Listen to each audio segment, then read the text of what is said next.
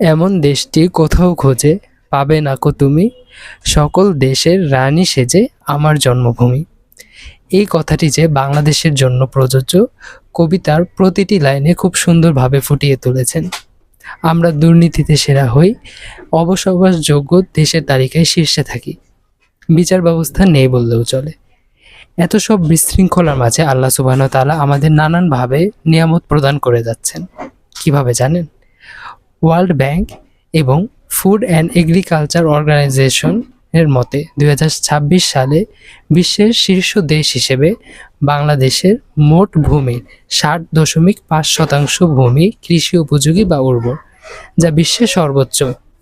এবং এরই ধারাবাহিকতায় দ্বিতীয় এবং তৃতীয় অবস্থানে রয়েছে ডেনমার্ক এবং ইউক্রেন। আপনাদের বোঝার সুবিধার্থে শীর্ষ 10 দেশের তালিকা আমি স্ক্রিনে চার্ট আকারে দিয়ে দেব। আশা করছি ভিডিওটি আপনাদের কাছে ভালো লেগেছে। আর আপনাদের কাছে ভিডিওটি ভালো লেগে থাকলে অবশ্যই লাইক করবেন এবং আগামীতে এরকম আরও ভিডিও চান কিনা অবশ্যই জানাবেন। ভালো থাকবেন। আসসালামু আলাইকুম।